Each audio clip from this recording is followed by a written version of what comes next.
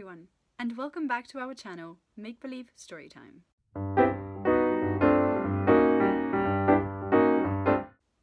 My name is Beatrice, and in today's video, I'm bringing you another inspiring interview, which is part of our series called What Do You Want to Be When You Grow Up, dedicated to preteens and teens.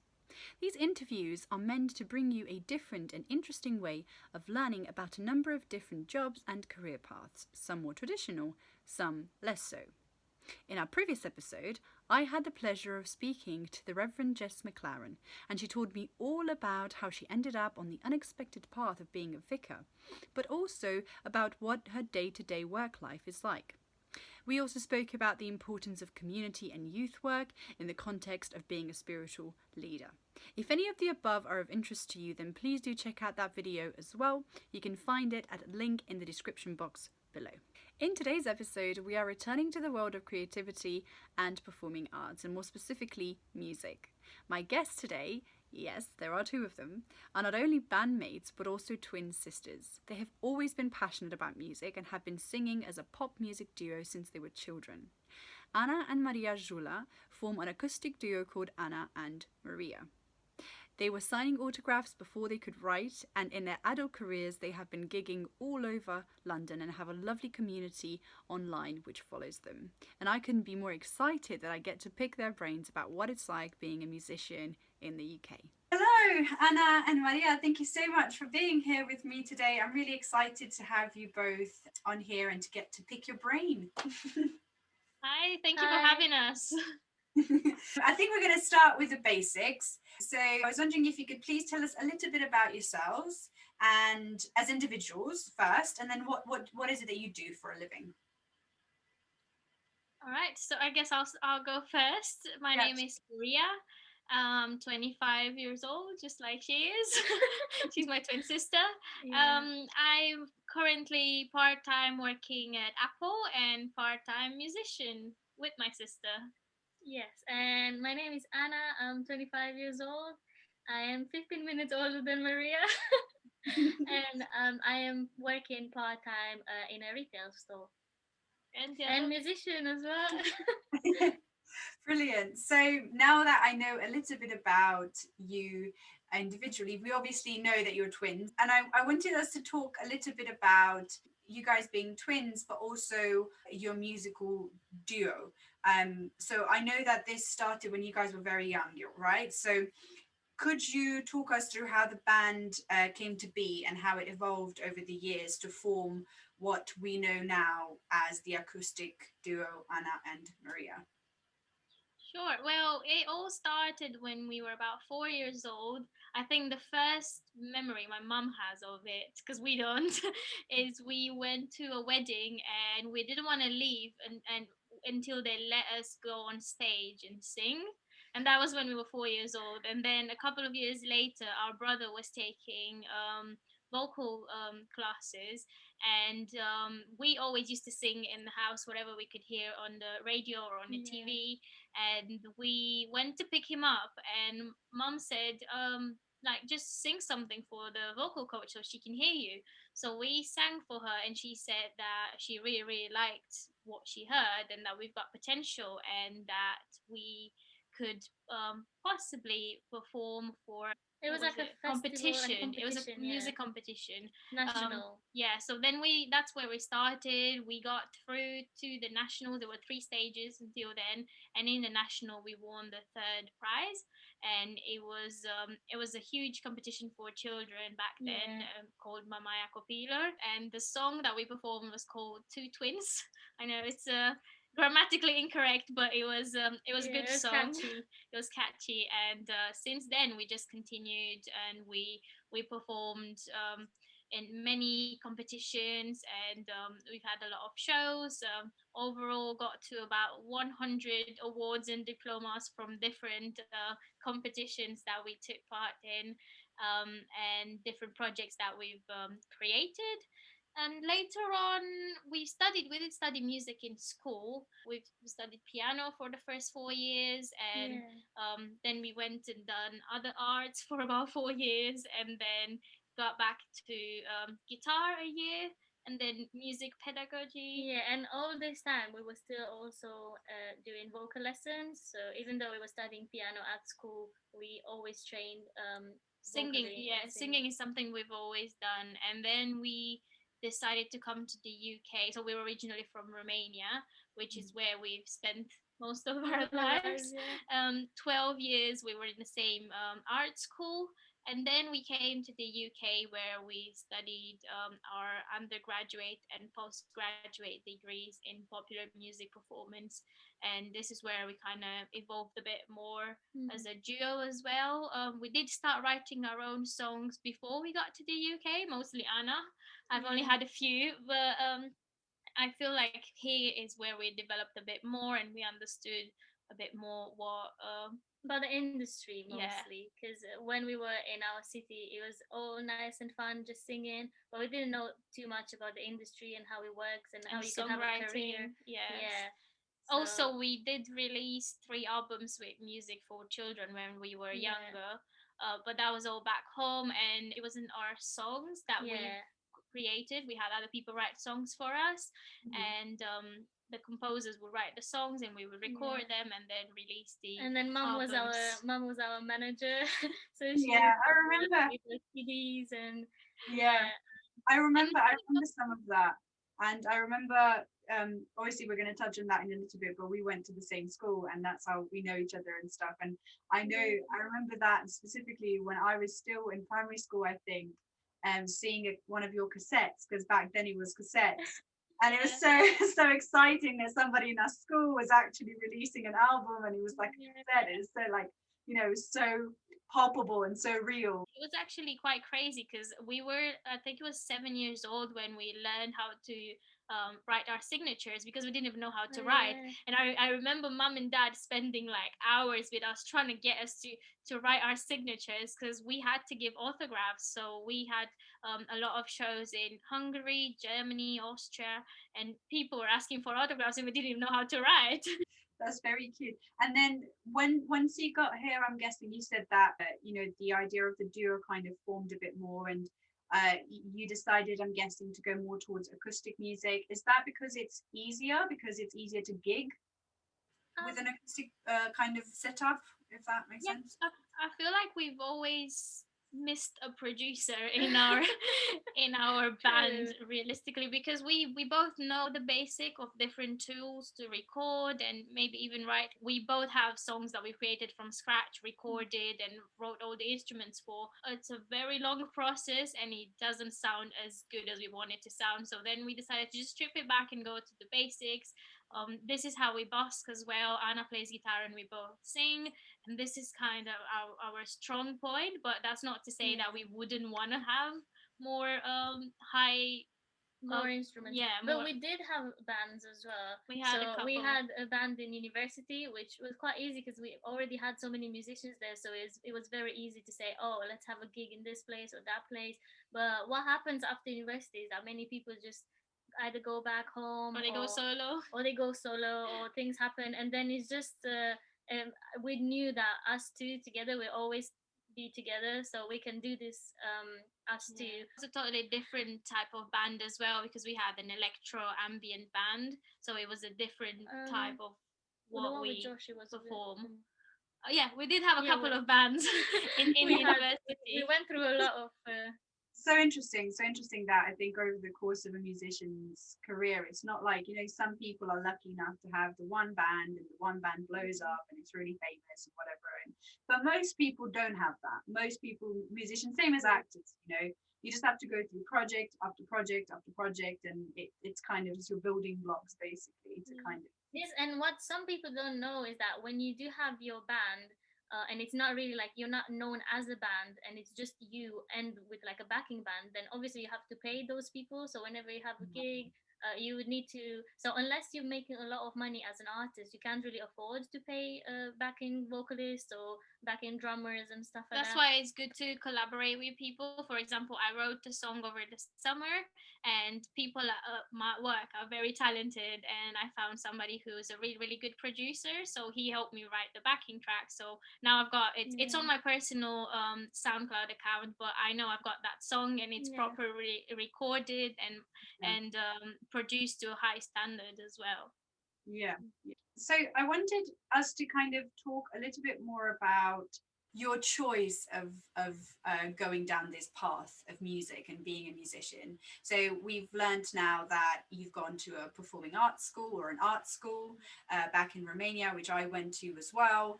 That you did your undergrad and postgrad in music, in popular music performance. So academically, you guys had the same trajectory, right?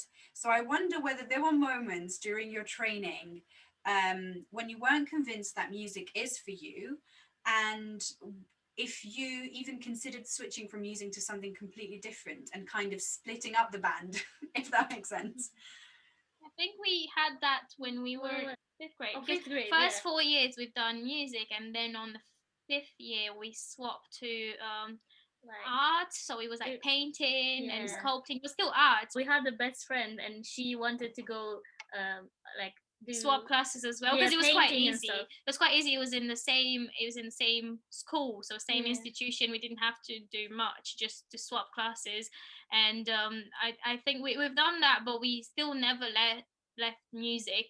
And then in eighth grade we decided to kind of come back so we can Yeah. be prepared to take the exam to go to high school. And it was a bit different because we studied more classical aspect of music in the beginning, and we didn't really like that. We appreciated it, but it wasn't something that we wanted to do. Pop music, acoustic music, Yeah. it was a different style. That's why we decided to come to the UK, because we knew there was no way to study popular music at high level in I mean, Romania they will at be the in the time. capital, but it was, That was just one module still yeah, on a classic course, so there yeah. wasn't any other option really. But I think that was a good thing that happened, because in those 3 years that we were doing drawing and stuff, we also found acting. So we done some acting courses.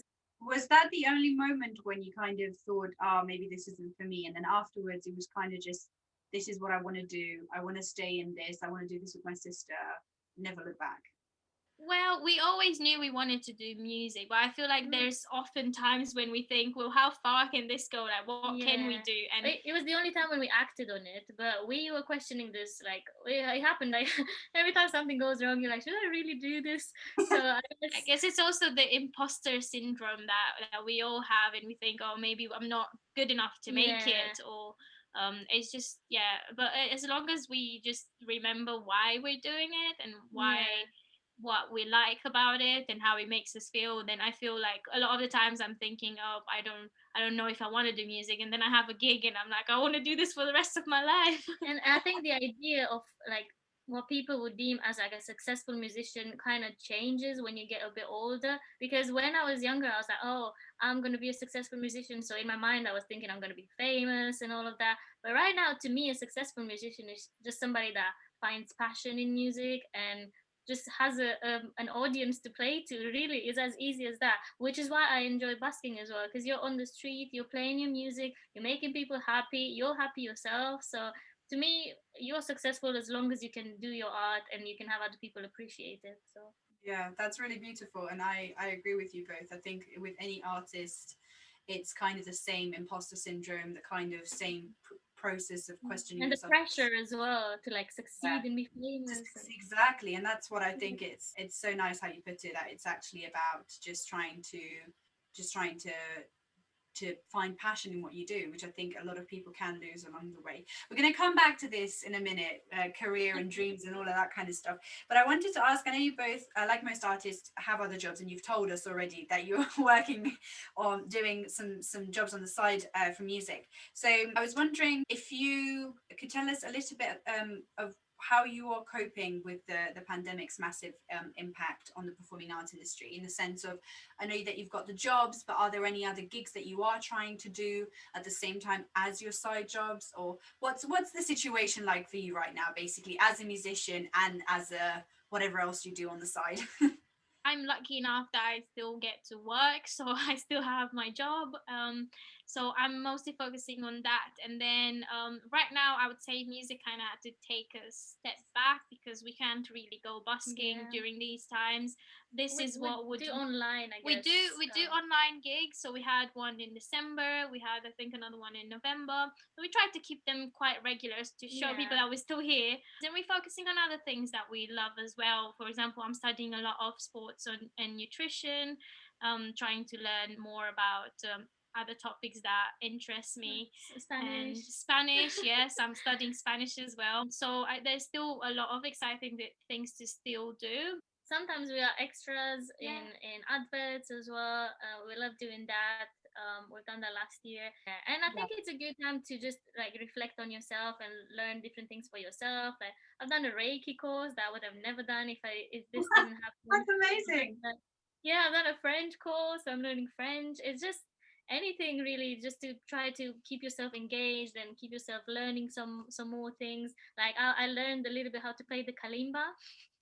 Oh I just wow. got a new instrument, so I think it's a time when nobody should really put too much pressure on yeah, themselves because we're all just trying to cope and get through it. It's not about thriving in a pandemic, it's about surviving it really yeah, and connecting to family and friends and staying sane yeah. because Yeah. it can be very hard to just be stuck in a room 24/7 and not be able to do anything else. So everybody has their own coping mechanism. Yeah. Yeah, absolutely. But it sounds like you're both trying to stay active mentally, physically, and I think that's really important. And I think, it's all we can do, really. And since we're talking about side jobs, I wondered if you can, just in a few words, maybe explain to the younger people who are watching, who may be thinking, oh, maybe I'd like to be a musician, or I like this idea of becoming a musician, but I don't really understand what's the whole thing with, like, what are these women talking about side jobs? Why is it so normal? Like, why do I need one? If you could just sum up, basically, in your experience, why is it important to have side gigs that are not music gigs, like little jobs here and there, like you were saying about the extra job, or, like a regular day job, a part-time job? Why is that so important, in your opinion?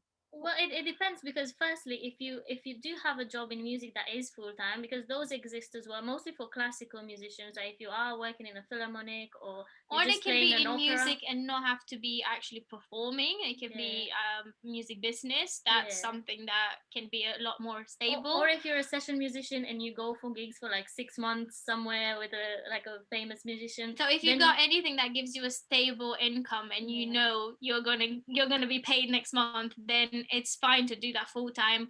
But for us right now at the level we're on, we do rely on other stable Yeah, and for jobs. most people, And it's quite hard to get even into those jobs, especially when you're in a city like London, where there's so many great musicians. So what is best is just to kind of have your stable income, even if you only do it 2 or 3 days a week. Any type of job that you feel like you would enjoy. Just doing that for 2 or 3 days, and then having all the rest of the days to focus on your music and your music career. Yeah. it gives you a lot of peace of mind, and just you always know that you're financially stable and safe to continue to fulfill your dreams as well. Yeah. Mm.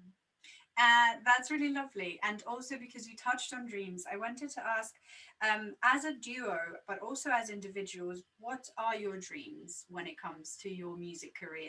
So we actually, which is quite funny, because before the pandemic started, we were supposed to go on a cruise and sing. That would have been a dream job for me, and for Maria at the time. I don't know if it's still Yeah, it something is. It that. has changed for me a little bit because I feel like I want a bit more stability in my life. Mm, I feel like I'm at the stage where I want to make it work where I am. because I feel like Yeah. London still has a lot of opportunities and still a lot of ways to promote our music, to perform. So I don't have a set plan. I know I want us to still be able to do music, but I would not be able to say exactly where I want to be in 5 years. I just know I want to. I'm still this. I feel like I'm at a stage where I'm lucky to be able to discover myself and Yeah. study other things that I love, but Yeah. music is always gonna be a passion, and I want us to, I don't know, hopefully be able to have more regular gigs, and Yeah. yeah, why not see what happens. And I'm also very passionate about traveling, so I love traveling. So whenever this thing is over, I do want to travel a bit more. In the end, we would still like for both of us to live in the same city at least, and then Neighborhood. yeah, same, maybe same house, who knows? But just to be able to sing together and to still have gigs And together. we're also focusing on getting our British citizenship. Mine Yeah, just got approved last month, so hopefully I'll become a citizen in the next couple of months. And yeah, we'll there are a lot of projects going on, side projects that are just important for us, yeah, for our future and for our individual lives as well. So it's when you have a band, you have to create a balance between what we both want and what is yeah, needed as well, because you can't always just do what you want. Like a partnership of any kind, isn't it? Like a business partnership or like a couple, it's always about finding the balance and, what And the each right compromise. yeah. It's a lot Yeah, harder when you're exactly. family as well, because you just assume that the other person just wants what you want because you just always been together. But people do change, and even your sister can change, your mother can change, anyone. Do you know what I mean? Like dreams can just slightly differ, and then it's important to have that conversation about like, do you still want to do this? Like, should we still do this? And yeah, I mean, we still want to sing together, so that's the most important thing that's keeping this band still together. Yeah, absolutely. No, but I think you're right.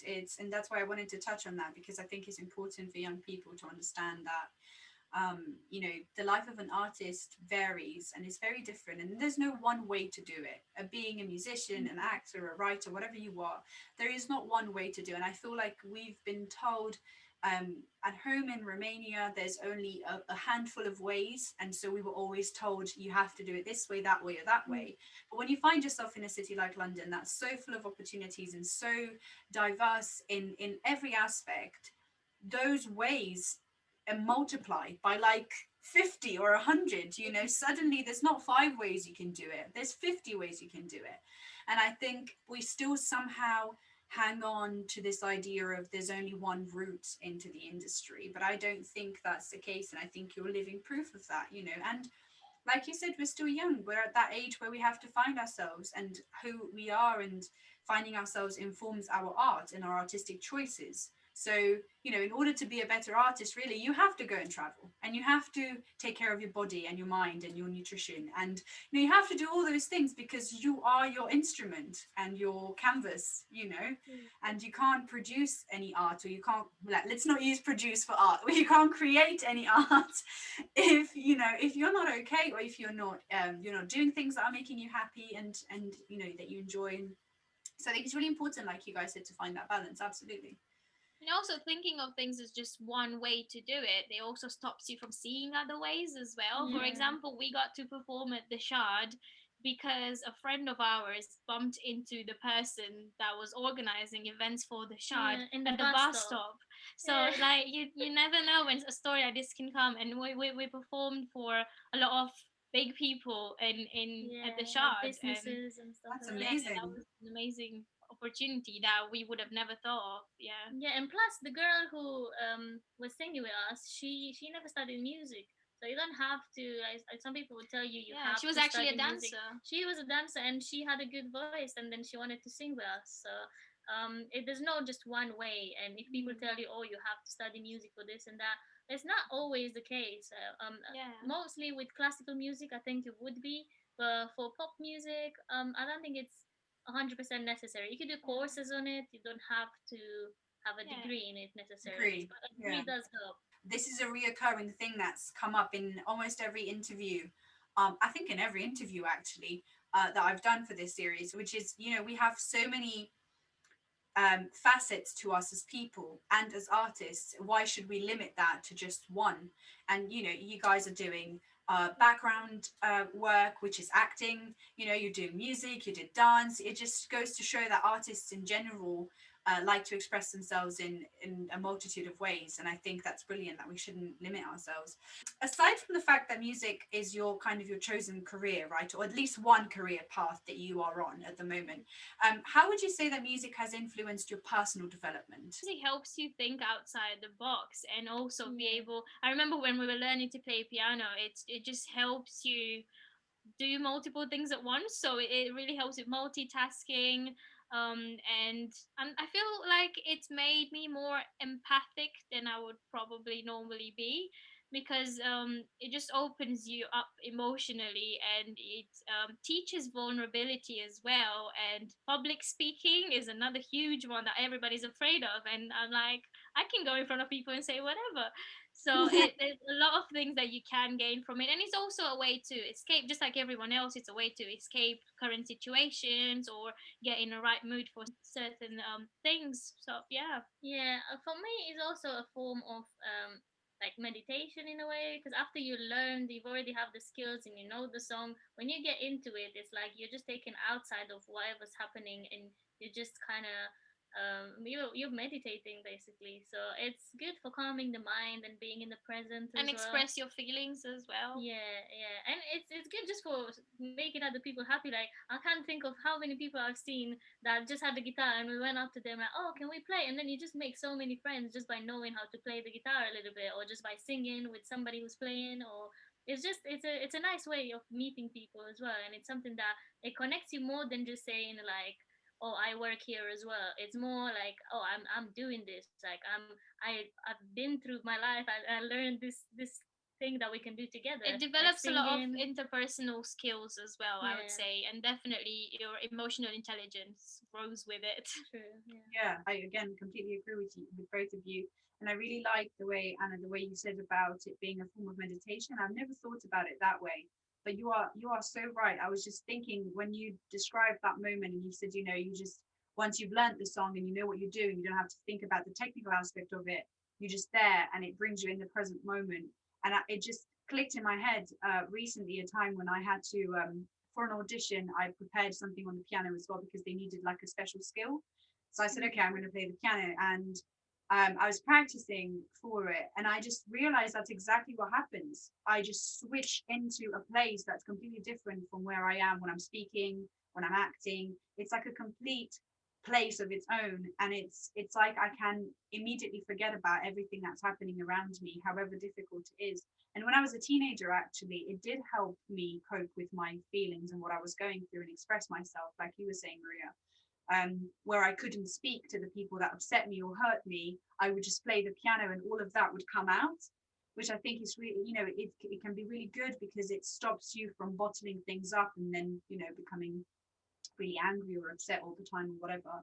Um, Definitely, if it's a passion, it definitely brings you into a flow state, and yeah, that's Yeah. when you're present and you have a distorted perception of time, and you're just in the moment doing what you love. And that's why so many people can't really, like, if you try to explain to somebody what you do when you're playing, it's like it's all mostly muscle memory and you're just somewhere else. It just kind of see you rather than you doing it after a while. So yeah, it is like a meditation in that sense. And especially because while you do that, there's other people that you kind of bring into it, the people who are listening to you. That's why when you go to a concert, it's like it feels like you've just been there 10 minutes and you've actually listened for 2 hours to somebody performing. So it's nice that you can kind of bring people in like that, and that's why people go to concert. That's why people enjoy music so much, because it puts you, when you listen to music, you get to wherever the music is, so which is somewhere else. yeah, the whole group focuses their energy in one place, and that Yeah. one place is what the performer is doing. So it's like kind of like a form of meditation or prayer when everybody's focusing in one direction, and it just kind of becomes like a spiritual experience for everybody involved, which is really weird in a way if you think about it. True. That's kind of how music came about anyway, because in the beginning it was used for rituals and for ritualistic purposes and for basically praying to God. So that's what you're doing, and the same with dance. So Most of the arts, they all came from trying to praise something that's higher than us, or praise something that's higher in us. So that's why it's so sacred, and that's why there's so many good things associated with art in general. And people want creative people everywhere. Even in a business, they'll be like, "Oh, are you a creative?" Because having that bit of creativity just gives like a different flavor to whatever you're doing. Gives a little bit of a spark and Yeah, something And that's not so different monotonous. perspective. Yeah. yeah. Yeah, absolutely. Oh, that's so lovely. I love where this conversation has gone. I think I've come to my last question, and I'm really sad about it. I wish I had more questions for you guys because I'm enjoying this a lot. What would you say to young people who are aspiring to become a musician, on the commercial or pop scene? Because obviously that's your area of practice. And is there something that you maybe wish someone told you when you were a teenager with regards to choosing this path of becoming a musician? I think I would probably say that, you don't have to do things one way or a certain way, and that you don't have to aspire to be, I don't know, the next biggest artist in the world. It's good to have aspirations, but try and think of the why behind it, not just because you want to be famous. And Mm. usually, if you focus on what you actually love and what you want to do, that will lead you to wherever you need to be. Maybe you do need to be famous at some point, maybe that's in plan for you, but that shouldn't be the goal. And it's just focusing on what you love, and just never give up. Just think that even if you're struggling at the moment, you can, always come out of it stronger. And some rough paths are in there just to shape you. So just look at it as a way to grow and learn, and then just keep persevering if it's something you really love doing.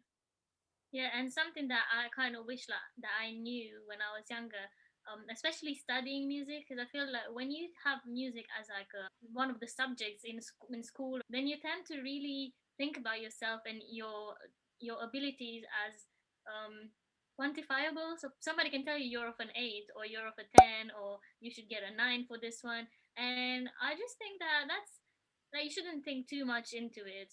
So, for example, if I would go and I would have an assessment and I'll sing a song and then I get a 6, I'll be upset the whole day and think that I'm such a bad musician. But then the next week I'll get a 10 and I'll be so happy and I'll be like, oh, I'm probably the best musician. So I just think that those are there just because they have to be there.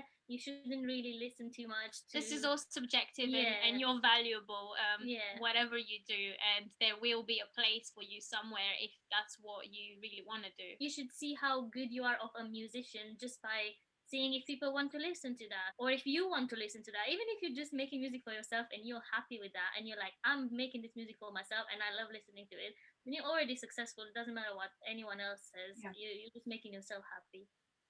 Yeah, absolutely. Thank you for that, both of you. That was really lovely. And I, again, agree with both of you. And I think it's another takeaway for me from what you guys have just said is that, it's very good as a young aspiring musician to think those things. But also, what I kind of wanted to touch on, and I think we have, is that you can be a musician, not by trade, but you could be just a passionate person who just Mm. loves to make music because, like you were saying, Anna, you enjoy doing it and you do it for yourself. And being creative doesn't have to be reserved just for musicians. You can just do music or theatre or any sort of arts just because you enjoy them. You don't have to, it's a passion, it can be a hobby, you don't have to make it a career.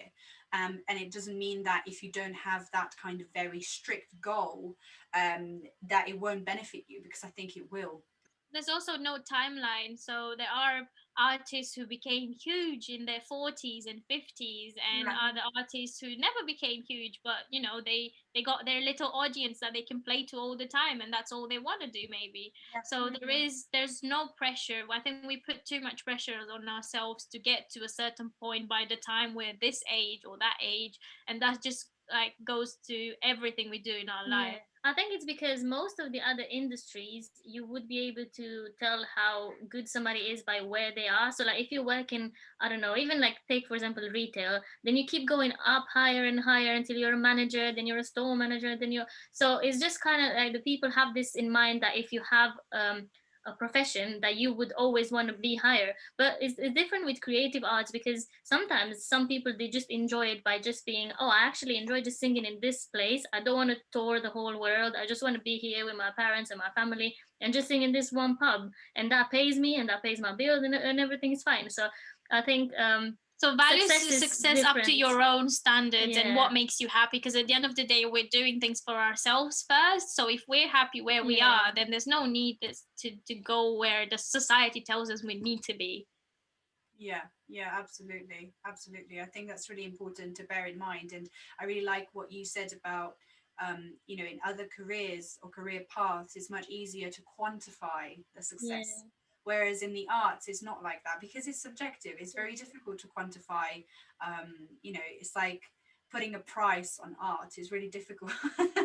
It's the same kind of thing with success. Yeah. It looks different for different people. This has been a lovely interview. Is there anything either of you would like to add, or you feel that you haven't gotten a chance to express? Just want to say to everyone watching, especially the young children watching this, that they should go on and follow whatever dreams they have, and don't be afraid to have a dream and then to change it at one point and be like, I actually want to try something else as well. So try it for a few years. If it doesn't feel like you, if it doesn't feel like you want to do this, then do something else. Maybe come back again in a few years. And also don't dream of being someone else, because Yeah. you're always going to be you. So just dream of being you. Maybe take some things from other people, but don't think I want to be this person, because you're never going to be someone else. Yeah. And that's fine, because you're special as you Yeah. are, and you should use those skills that you have. Brilliant. Thank you so much, both of you. I really appreciate your time, and I really appreciate you sharing your experiences with us. It's really valuable, and I think there's so much to learn from what you both have said, and I'm very, very grateful for having both of you here today. Thank you for having Thank us. you. Thank you for the invitation. Absolutely. And that was it, everyone. I really do hope that you have a few takeaways from today's interview. And if you've enjoyed it, remember to give us a thumbs up, subscribe, and maybe even share the video with a mate of yours that might be interested in becoming a musician, or anyone who may find it inspiring. And finally, if you want to keep up with our content, then do go over to our channel and hit that notification bell too. I'll see you next time.